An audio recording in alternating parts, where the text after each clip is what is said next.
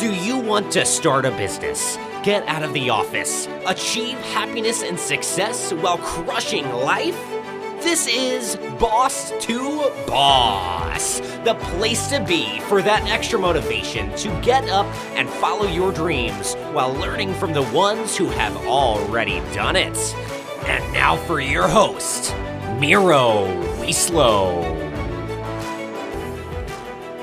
Welcome to Boss to Boss. Today's guest was born in Communist Romania, where he immigrated to the U.S. of A. at the age of 9. He had no money and barely spoke any English, if any. So pretty much what he ended up doing in the initial early stages is he would dumpster dive behind supermarkets to represent a very, very humble beginning. The entrepreneur journey definitely took off from there. Next thing you know, he was selling puppies, avocados, some vitamins, computers, all that good stuff, until the age of 25 when he bought his first piece of real estate. And then at 26, he bought a European restaurant. At the age of 30, he met Tami, his wife, and they are now two entrepreneurs attacking life. In the last 19 years together, they have built a great family unit with two badass entrepreneur daughters, and they have many traditional businesses such as real estate and a few network marketing teams. They have created long-term friendships and legacies. The Romanian Thunder himself, Andre Popa. How are you doing, sir? Yeah. After that intro, I feel better about myself. That was awesome.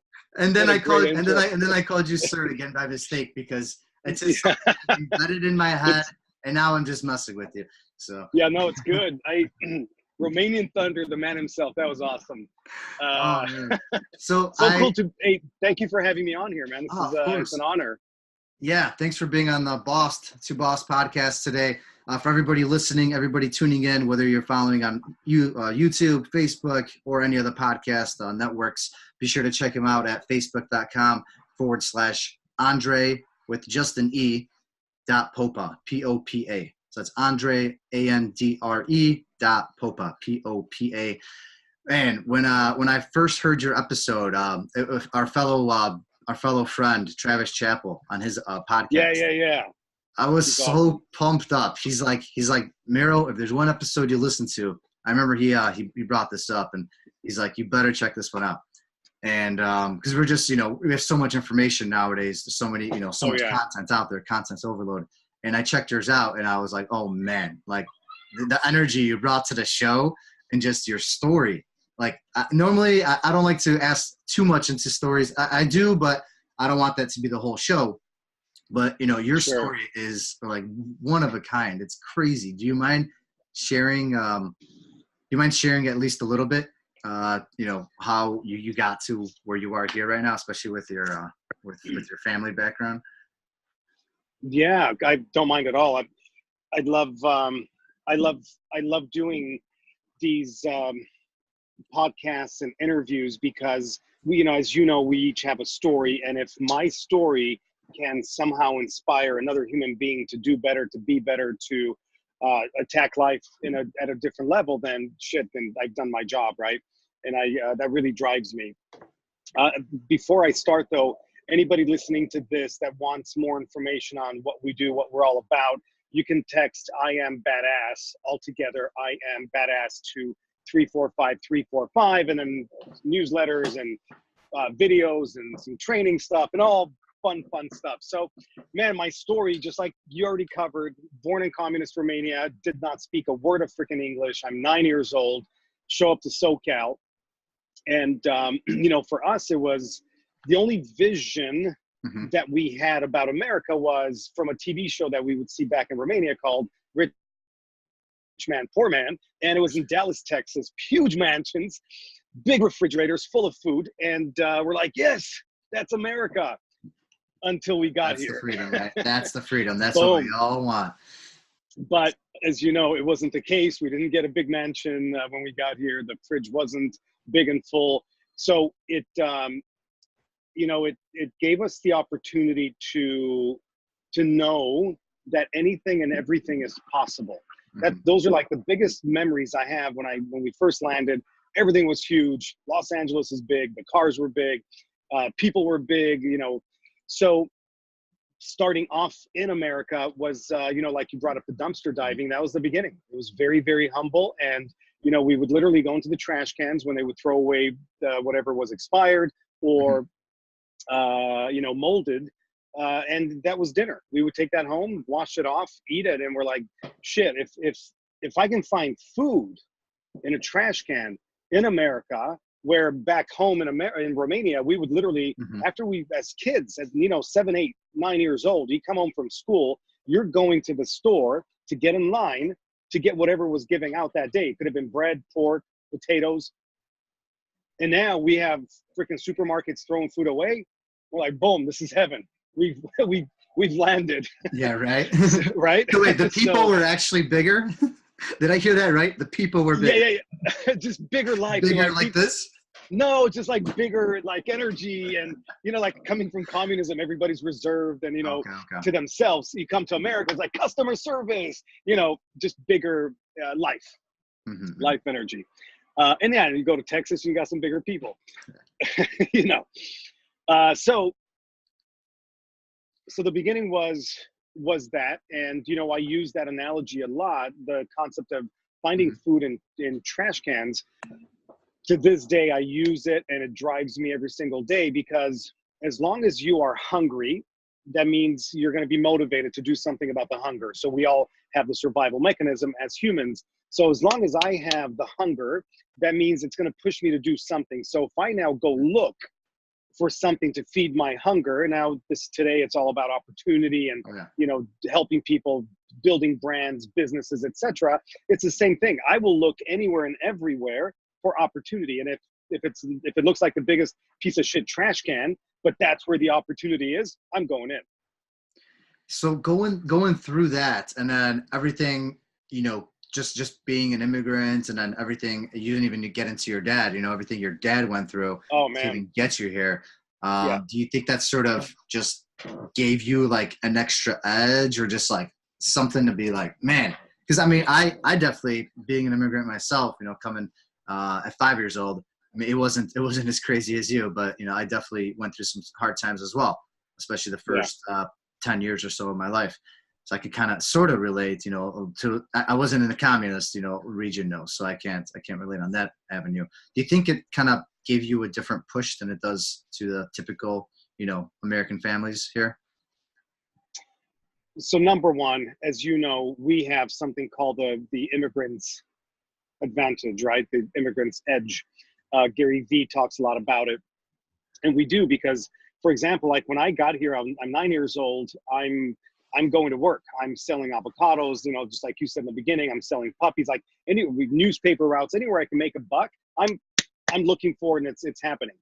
Meanwhile, my peers, the kids, are playing baseball. They're going to movie theaters. They're on video games, Atari, and whatever was big at the time. And I'm working, and they're playing. So I'm like, shit, that's I see it today differently, because I'm like, that was my competition, and I'm kicking their ass. Right? They're still a big part of America today. That's like, freaking Netflix. Like Netflix binge watching is a thing. It is. It's a hot thing. It's a hot thing. Bam. So I'm like, cool, you guys watch Netflix, and I'll kick your ass over here, right? So for sure, 100%, there is an advantage. There is that immigrant's edge, because we came here to fight. Very simple. So we're gonna fight. We're gonna take ours. We're gonna get whatever we came here to get, because we couldn't get it somewhere else. We have perspective that others don't. And for me, there's a big thing that I want to create, where public education, I don't like it. I think it's shit in America. But if before kids hit the age of 18, before they become the theoretical adults where they can actually go to war and kill another human being, I believe they should have perspective. They should go to another country that's way worse off than America and stay there for a year and get your ass kicked, figure out the society, figure out people, figure out why it was communist, why, you can't get food anytime you want, why there's no Wi-Fi right now, or else I'm going to have no iPads. Yeah. On demand. Dude, right?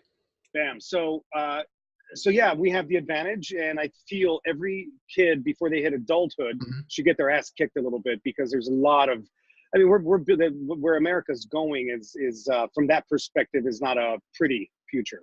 So wow, that you bring up such a great point. This could be something like nationwide to bring up, because if they had a program like this where you ship out your child for 6 months, 12 months, and they come back and it's just like, wow, they have a whole different perspective on life. But then at the same time, it's like, would something like this ever be allowed? You know, because everything is so padded, so cushioned, everything is so dummy, right? Nowadays, would that even be allowed? Would that ever pass with anybody? Nope. Right? Nope. And that's why I started off with public school. Like we raised our girls and we homeschooled from day one. They've never known public school for many, many reasons. But the public school system is built for people to get loans, to go to college, to get a degree, to get a job. And then through that job, they pay off the loan from the college, and now they're slaves for freaking ever. That's the system. And that's life. And then you get old, you have a couple kids, and then get their loans, and boom.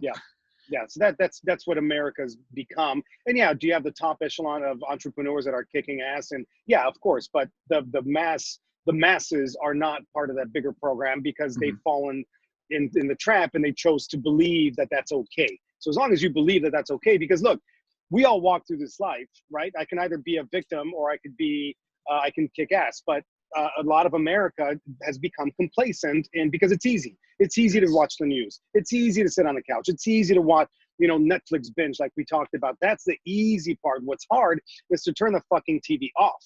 That's hard. Oh, yeah. Get off the couch is hard. Go work another extra hour every day is hard. So America has chosen to, do the hot dogs and the popcorn and the baseball games, and it's like, hurrah, they're cheering on for teams, for basketball players and baseball players making hundreds of millions of dollars. But if you can't pay your bills, LeBron's not showing up to cover your fucking mortgage. Nope. But you're wearing his jersey. You're screaming, it's LeBron. He doesn't give a shit about you. I love it. I love it. Honestly, my dad, these are like things my dad would talk about when I was young. He still does to this day. He still does. Maybe he started, but I mean, there's obviously a balance, I'm sure you still have your leisure time, Absolutely. right? I'm sure you still do these things. 100%. Because I think it comes to a point when you realize there's a balance, right? Otherwise, we'd probably go crazy if we just worked 100%. every day, 24/7. Yeah. And I guess this is a topic that you brought up. It's very interesting. I didn't even think of talking about this, but I had an episode with Caleb Maddox, and obviously he's young and he's doing so much 24/7. And it sounds like you had a similar childhood where maybe you weren't we're at his level at that age, obviously, but you were working and beating everybody else at that time, like he is right now. And it's like, do you feel like, I asked him this question and I was wondering, does he feel like he's missing out his childhood at all? Is this something that he chose to do, or, is he kind of being pushed towards this? Did you feel like you missed out at all, or no? Not at all, because balance is always there. You bring up an interesting point. Just because we worked 80% of the time when my peers were fucking off 90% of the time, we still had our 20%, 30% of play and leisure. We're still kids, right? Growing up. And to this day, I mean, I'm into cars and I'm into travel. We travel the world with my wife and my daughters, and we have a lot of fun. But we've created something to where any business that we're going to build or any brand we're going to launch and build has to be done through a phone. If I have to be physically somewhere in the world for that business or that thing, I'm not touching it. But if I can do it through my phone or simply a laptop and Wi-Fi, we're in business. So that's how we balance. We're all, we're entrepreneurs. So we're going to be, am I texting at 10 p.m. at night? Absolutely. Because I got people all over the world doing stuff with, but I love it, right? So the balance comes from a place of taking care of responsibilities first. What I'm getting at is this. If you're sitting on the couch freaking binging on Netflix, but you can't afford the mortgage that month, or you don't know where the car payment's coming from, or you don't know how to pay for tuition for kids, get off the fucking couch. That's what I'm getting. That's the balance. Like, be balanced in your finances. Be balanced in you being a badass first. Be balanced in how you treat your wife, your spouse, your husband. Be balanced in all that shit and everything. And then, you got time for freaking Netflix? Awesome. But you took care of everything else first. Exactly. The problem is that it's so flip-flop today, where it's 80%, we're putting time into the wrong things and getting the wrong results. And the things that we really want or need we don't have time for them because we're so busy doing the negative shit. And then we stand and complain and post things about complaining and always something about the politics that or this, that, and always, right? Yeah. It's always somebody else's problem. Somebody else caused it. And it's always somebody else's fault, Yeah. right? Yeah, because victims never take responsibility. You got to blame.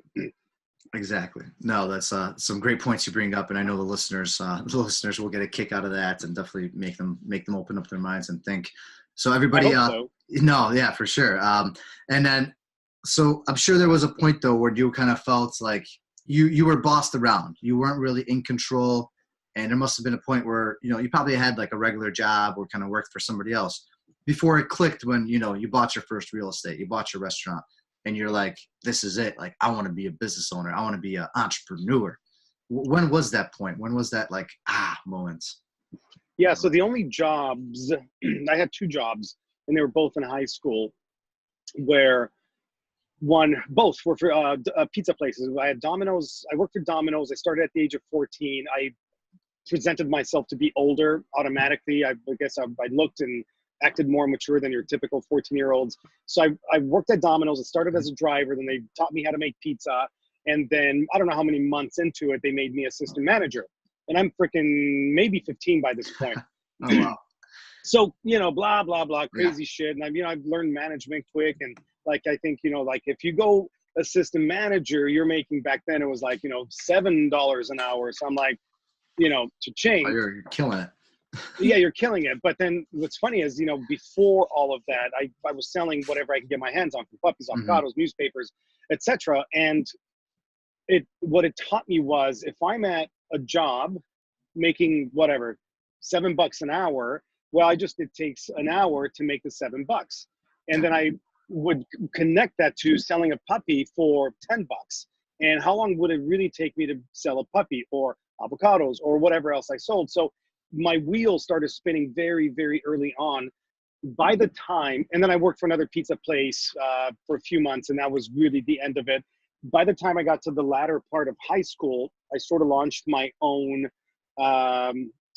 contracting business, if you will. I would put an ad in the penny saver, like, I'll install a light for you. I will, you need a receptacle for your TV, blah, blah, blah. And I would actually get calls. Oh God, yeah. And so anyway, so that would make me, $200, $300, $500 a weekend. And again, my friends are out doing other stuff, and I was doing this. And so I always look for opportunity. Gosh, ever since I was just young, I always wanted to know, how do I maximize the time frame? Because that's all we really have. It's like, okay, if that guy, Domino's at the time, says I'm worth $7 an hour, how can I get somebody to think I'm worth $10 an hour? Or how can I be worth $20 an hour, $50 an hour, blah, blah, blah. So to this day, obviously today it's all shifted into, how do I create more value for the return, as opposed to focusing on time. Oh, I like that. Yeah. And you definitely did not waste time. And I'm sure that helped you acquire a property at the age of 25, which is almost unheard of nowadays. That's nowadays. Yeah. Yeah. Well, yeah, you make a great point. Exactly. And did you know that you were going to get into real estate? 'Cause obviously now I know real estate's kind of the backbone of everything you do, right? At this point. Yeah. Did you know it'll real always be estate there. was the thing to get into, or did you kind of just, was it being an immigrant? And how like my parents were the same way. They kind of pushed me like real estate, even though I don't have any really. Yeah. So great question. When we first came to the States, my father, and that's how I learned construction. My father was an electrical contractor after a couple of years of being here. So he would take us out in the field, and it was called a family business, which really meant that we're not getting paid. So you follow, right? Love it. It was genius, freaking genius. Anyway, but we would go out in the field, and I learned electrical. So I eventually became a full-on electrician, right? But through that, I was exposed to all facets of construction. So by the time I got to be 24, 25, I never thought like, oh yeah, wealth is going to come from real estate. I also, there was a chunk of my life where I went into acting, and I went to college for acting, and I did a lot of theater, and so I had a chunk of my life there. So that's another story. But at the age of 24-ish, 25 right there was an opportunity to purchase a home really for my parents. So I'm like, oh, cool, I'll buy it. And it was a long story as to why that needed to happen, but I stepped up. I'm like, oh, I'll buy it. So boom, first piece of real estate. I'm like, oh shit, that's easy. That's all I got to do. So then we fixed that home up. We, blah, blah, blah, made it amazing. And, my parents owned it for, gosh, 20. So I was about almost 30 years. Oh, wow. So, but since then, what it showed me is, you can buy a piece of real estate. It's simply transferring some money that you never see because you're just transferring digits from one bank account to another, called fiat money. That's another story. And then you sign some documents that really don't exist because they're on the internet. And all of a sudden you get keys to a house. I'm like, shit, I can do that all day long. So, and then you can invest in that house. You can, make it pretty, blah, blah, flip it. And that's how I got into the world of real estate. And what I loved in the process was the design aspect of it. So my right brain went into like making things look amazing. So I loved the money making portion, but I also loved the design part. And we've created some badass, stupid looking homes over the years. So anyway, so that'll always be there. Real estate, for anybody listening, find a way to get into real estate, but don't do it. I guess I tripped luckily over the pieces we bought and did well. But get educated. There are many educational systems out there that'll teach you, or find a coach. I guess that's really the thing. Find someone that has what you want and have them help you. Do you think it's still too late to hop on the real estate train? Because never. There's never. Okay. Because there's so many things going on. So many people are trying to sell it. That's kind of one thing. But listen, it's cyclical. Markets go up and down, right? Yep. So the biggest question is this: are they making any more land? They're not. No.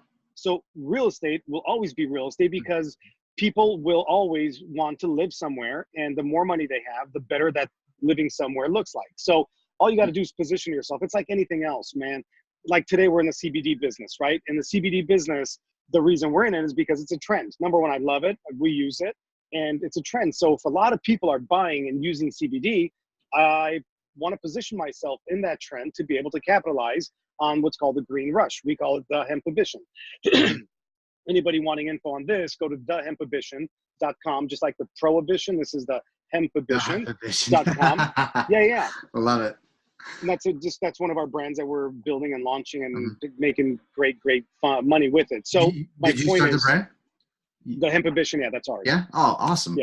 Yeah. Thank you. No, I looked into that. I kind of vaguely, checked it out a little bit, but it wasn't like the main one you were promoting, I think. So I wasn't sure how big into it you were. Yeah. So in the Hemp Ambition, we're building a huge following there. Today we're promoting a product called HempWorks. And it's a phenomenal product. It's organic, American grown, made, pure. Yeah, I see that. It's stupid amazing. So anyway, so anybody looking for CBD or anything in that world, go to that website, get a hold of me. I can talk to you about it. But back to real estate, yes, there's always opportunity, especially if you're educated, you know how to buy. Yes. And you know when to sell. So how to buy and when to sell are the two keys. That's it. Nothing else matters. Right. Because even though there is a downturn, doesn't mean there's not opportunities. But that is opportunity. Yeah, exactly. Because the downturn, that means everything's on sale. Exactly. When do we like to go shopping? When it's on sale. Like imagine if Lamborghinis were on sale, right? Exactly. No, I could see where you're going with that. And definitely, I mean, it makes sense as to why so many people are constantly looking at real estate, and why real estate is still pretty much number one. I mean, it's made the most millionaires, most billionaires, right, out there more than anything else, which is pretty crazy to look at. And so for me, my biggest struggle was about, it's crazy that it's been 2 years now. 2 years ago that I was sitting in a cubicle, coming from an immigrant family, I had to be a doctor. I had to be an attorney, an accountant, or an engineer. I had to be one of those. I had to. And so I became a CPA. But I hated my life. I hated it. At first I kind of made myself love it because it was easy for me. Numbers came easy. And I did it for a while, devoted, school, money, time, everything to it. And then one day I just said, enough is enough. That's it. You know, I went on a life-changing trip. I came back, I quit. And here I am, you know, doing something totally different, running a, you know, junk removal, repurposing, donating, moving, and storage company. Totally, you know, took a 180. But I was sitting there before I did it in the cubicle, and I was contemplating life. Like, you know, do I do this? Is entrepreneurism for me? Can I handle it? Obviously, it's not an easy thing to do, especially when you have all these expectations because your parents helped you with school and everything. What would you tell to somebody like me that was in that position 2 years ago when I made the leap? Luckily for me, it was the right choice, but it was a hard choice. Gosh, I think there are different people in this world, as you know. So your personality and what it's able to put up with is really what it comes down to. So if there are people that maybe should not look at entrepreneurship, there are people that cannot, because of whatever their past is, cannot tolerate the stress. Like, you know, last 2 years, you've had ups and downs, right? That's entrepreneurship. Bam, look at that reaction. So there are people that will give up, and the first problem they run into, it's not for me. I'm out. It's only for those people. I'm not made for it. Blah blah. They talk themselves out of it. So my point is, now, do I believe those people through self-development can change that and get rid of their fears and their bullshit? Absolutely. But as we know, in this world, we're going to have entrepreneurs and then we're going to have employees, and that's just a reality, right? We can't have everybody be the same thing. So my biggest, because we work with a lot of entrepreneurs every single day, we help people launch businesses. I also coach people at a very high level. So here's bottom line: what do you want from life? That's got to be the hunger I talked about earlier, like dumpster diving. I was hungry. We needed food. So it's like, I'll do freaking anything to get the food, right? So, but my hunger was huge. It wasn't like, oh, I think I want to eat. I think maybe tonight would be a cool time for a meal. We're like, fuck that. I want food. So once you figure out your hunger, so like you, for example, whatever happened to you, you're like, you came back from a life-changing trip. There you go. So there's the equation. Your hunger it spiked, right? Yeah. So now you went out and found a solution. So the first thing you got to do is really figure out what the fuck you want from life. And I use the F-bomb because I look to get people's attention. It's a pattern interrupt to the brain. What the fuck do you want it's a very important question. It's a very, very important question because it's like, oh, I never thought of it that way. So once you figure out what you want, it's a matter of now, how do I get it? Just like I said in real estate, before you get out there and I'm going to start investing in real estate and see what happens. Hopefully it sticks. Or you can go get a coach. Go get a coach. Go get education. Get somebody to hold your freaking hand. If you've never done it before, it's like training wheels on a bicycle. Do the right things because it'll give you a longer period of play. You'll stay in the game longer. So back to what do I tell people every single day? Really figure out why you want success, why you want entrepreneurship, what are you hungry for? Because listen, if the hunger is not big enough, don't do it. Don't do it because it goes back to the equation. If you're only 99% committed, you're gonna fail.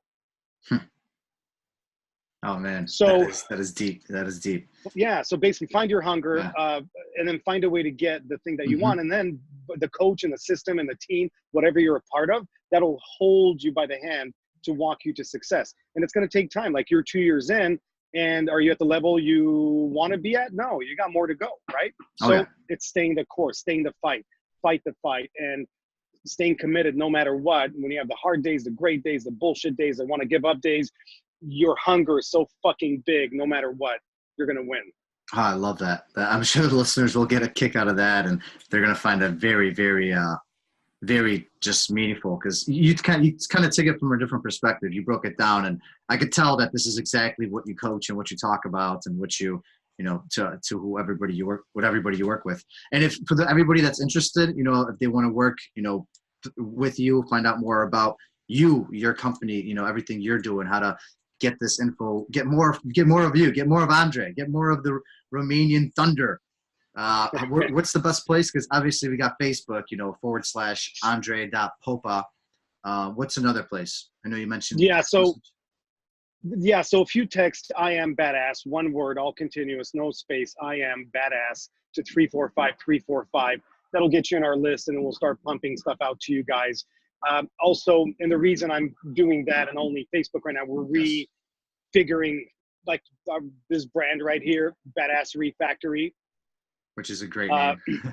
Thank you. But that's for all the training, coaching, events, Yes. Oh, okay. public speaking. That's all a part of that, but we're tweaking things there. We have the Hemp Ambition.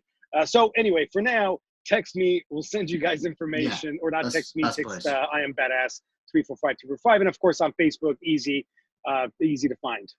Great. Safe to say you're not putting your eggs in one basket, right? Never, ever. Did I say ever? Ever. All right. Awesome. Well, no, that was great. Thanks so much for sharing all that, Andre. That was really good stuff, and it really hit home with me as well. Just how I kind of went about things. I could see that some similarities there. And now on to our listeners' favorite segment of the show. Welcome to the round with no name, because they're all taken. So, so my producer lurks in the background. You have 5 seconds to initiate an answer for every question. So we just want you to kind of not think too much and just throw it. Just throw it at us. Otherwise, I have to deal with him, and I kind of don't want to deal with him in the middle of an episode. So I'm ready. Without further ado, who has been or is your greatest mentor?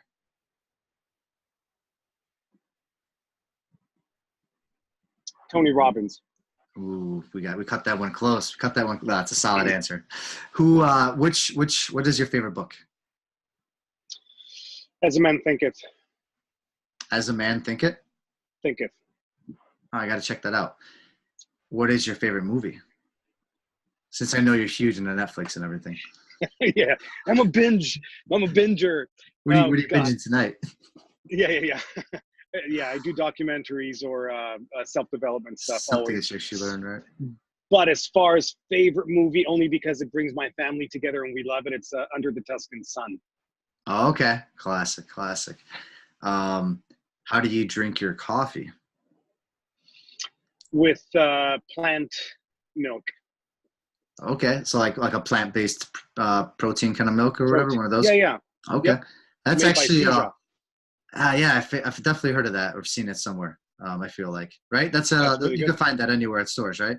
Yeah. It's made that by the company that makes all the juices. It's SUJA, Suja.